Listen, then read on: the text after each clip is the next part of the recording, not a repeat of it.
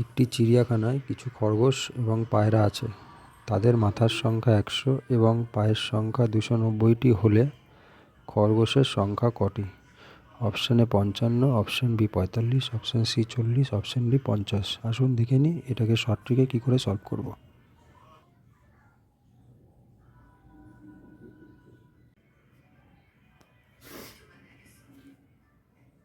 আমরা সকলেই জানি খরগোশের 4টি পা থাকে।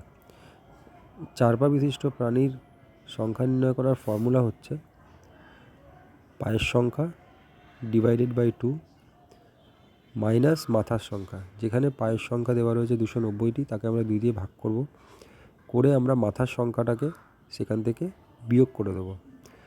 কাটাকুটি করার পরে উত্তর আসবে 45।